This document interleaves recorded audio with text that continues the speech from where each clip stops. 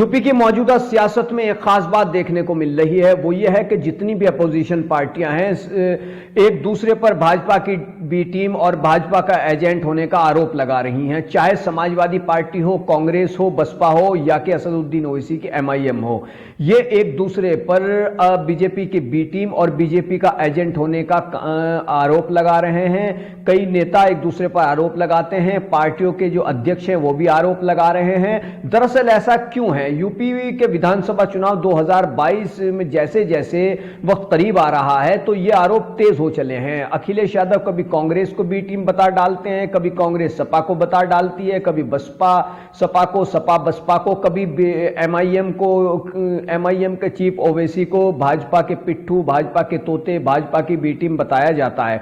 दरअसल इसकी एक खास वजह यह है कि बीजेपी बहुत ज्यादा मजबूत है और सभी अपोजिशन पार्टियां, विपक्षी दल जानते हैं कि उनका मुकाबला भाजपा से ही होना है और उनको यह भी मालूम है कि उनको वो वोट मिलेगा जो कि भाजपा का वोट नहीं है। ऐसे में उनके सामने जो वोट है वो एक समुदाय का जो बड़ा वोट है उसको हासिल करने की जुगत है।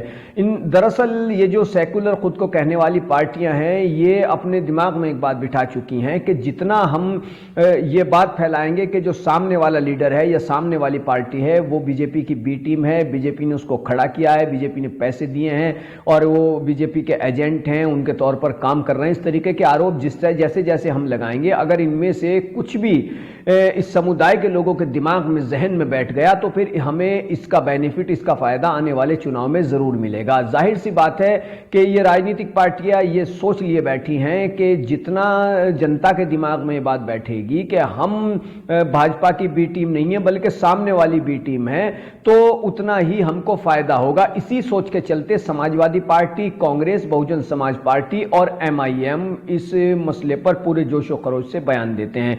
असदुद्दीन ओवैसी को जब कहा जाता है कि वो भाजपा की बी टीम है तो वो अखिलेश को बता देते हैं, कांग्रेस को बता देते हैं और इसी तरीके से इन पार्टियों की ओर से भी कहा जाता है कि ये भाजपा की बी टीम है। कभी कांग्रेस के प्रवक्ता रणदीप सिंह सुरजेवाला अचानक से आते हैं और कहते हैं कि भाजपाई तोता है असदुद्दीन ओवैसी। असदुद्दीन ओवैसी कांग्रेस पर इल्जाम लगाते हैं कि भाजपा और कांग्रेस में कोई फर्क नहीं है। तो यूपी के विधानसभा चुनाव में सभी राजनीतिक पार्टियों की तैयारियां तेज हैं और ये इल्जाम भी तेज हो चला है कि वो भाजपा की बी टीम है। तो जाहिर सी बात है कि ऐसे में यही संदेश निकलकर सियासत से सामने आता है, मौजूदा वक्त की सियासत से यही पैगाम निकलता है कि एक दूसरे को भाजपा की बी टीम, भाजपा का एजेंट, भाजपा को फायदा पहुंचाने वाली पार्टी या नेता बता करके ये राजनीतिक पार्टियां खुद को मजबूत करने में जुटी हुई हैं। यह कहना गलत नहीं होगा कि भाजपा की बी टीम का इल्जाम दूसरी पार्टियों पर लगा करके खुद की सियासी नैया पार कराने की कोशिश की जा रही है।